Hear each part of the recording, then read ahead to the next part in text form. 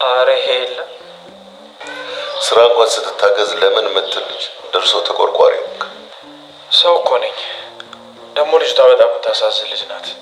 ህይወትን ለማሸነፍ እሷ ትለፋለች። ህይወት ራሷ ፊቷን አዙራባታለች። ደግሞ አባቷ ራሱ ወደዚህ ሲመጡ በሌቦች ተሰርቀዋል። ባከኔ ላስለፍት ብዬ ነው እንጂ ዩኒፎርም ለብሳ እኮ ሳያት ፋውል እንደሰራችሁ ገብቶኛል። ኧረ አባ አስጨነቀኝ እኮ። አባት እንዲህ ሲያስጨንቅ ጥሩ ነው። ለወደፊቱ ግን ምከረኝ። ጭራሽ አንተ ሚስት ሳታመጣ ለልጅ ማሰብ ጀመርክ? ለሚስት ግድ የለም። ጊዜው ሲደርስ ከጉድጓድ ቢሆን ፈልጌ ያመጣታለሁ። ይሄ ነገር ታቅዶበታል መሰለኝ። ኧረ እንደዛ አይደለም። ክብሮ ምን ይላል መሰለህ? የሰው ልጅ ሲዋሽ ማጅራትና አፍንጫውን ይነካካል። እሺ አሁን ፍልስፍናውን እንተውና ሮጥ ብለን እንምጣ። አይ እንደውም እኔ በቃኝ። ምግባ ሰማይ ልታስተፋኝ ነው።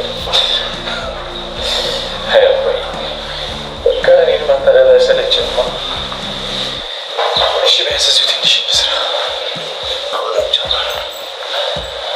የዛሬው ጽናት ድራማ እንግዲህ ተመችቶኛል። ስንቶቻችሁ እስቲ ተመቻችሁ? ስንቶቻችሁ ደስ ብሎ አያችሁት? ዛሬ በጣም ነው ደስ ያለኝ። እኔ ግን ፈን የሚያደርግ ነገርም አለው በመካከል ላይ አንዳንድ የሚያስቁ ነገሮች ተፈጥረዋል።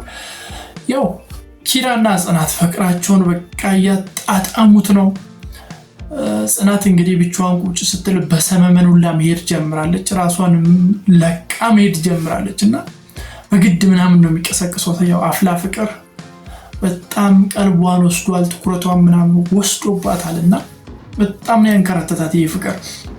ያው ዛሬ የጽናት አባት ከገጠር መጥቷል። ድንገት ነው የመጡባት። ነገር ግን ያው ከተማ በደረሱ ጊዜ ሌቦች ስልካቸውን እቃቸውን እንደዘረፏቸው ነበር። ከዛም በኋላ ከጽናት ጋር መገናኘት አልቻሉም። የተወሰነ መንገድ ላይ ተንገላተዋል። ያው ወይም ጉዟቸው ተስተጓጉሎ ነበርና ጽናትና አባትየዋ መገናኘት አልቻሉም። እንደምንም በስተመጨረሻ ተገናኝተዋል። ያው አንድ ቀን የሆነ ሰው ስልክ ደውሎላቸው አገናኝቷታል። እናም ወደ ቤት ገብተው ነበር።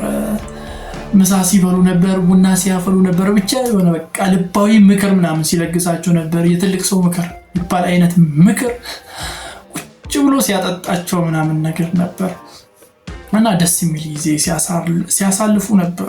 በደንብ ደስ የሚል ጊዜ። ያው የጽናት አባት ከመጣ በኋላ ደግሞ ኪራ ኪሽን ውስጥ ጽናትን ፍቅር ሲያጫውታት ነበርና አባቴ መጥቷል እኮ ያይናል ምናምን ብላ አምልጣው ስትሄድ ነበር። ያው አባትየዋ ደግሞ ስለ ትምህርቷ ጠይቋት ምናምን ነገር ነበር። ውጤትሽን ለምን አታሳይኝም ስላት ነበርና የጽናት አባት አውቋል፣ ልቤ ያውቋል፣ እየተማርሽ እንዳልሆነ ልቤ ያውቋል፣ አንቺ ግን ደበቅሽኝ ሲል ነበር ውስጡ ማለት ነውና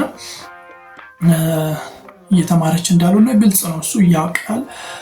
ኢቨን ኢፍ ልክ እሱ በመጣ ቁጥር ዩኒፎርም ለብሳ ወደ ውጭ ትወጣ ነበር። ዛሬም አድርገዋለች፣ ደግመዋለች። ያው ግራ ቢገባት ነው፣ ጭንቅ ነው የሆነባት። አድርገዋለች። እነ ምሩ ደግሞ ሀሳብ ሲያመጡ ነበር። ይህንን ነገር ለአባትየዋ ማሳወቅ አለባት፣ ግልጽ ማድረግ አለባት ሲሉ ነበር። ያው ጽናትም ዩኒፎርሟን ለብሳ ወደ ውጭ ወጥታ ነበር። ካፌ ቁጭ ብላ ነበር። ሰኒ መጣ።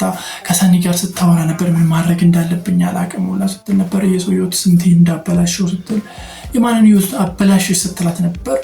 ያው የቤቲን ምናምን ብላት ነበር። አንቺ ቤቲ እውነታን መቀበል አቅቷት ነው ያበለችው እንጂ በአንቺ ምክንያት አላበለችም ብላ አረጋግታታለች። ብቻ በጣም ነው ግራ የተጋባችው ጽናት።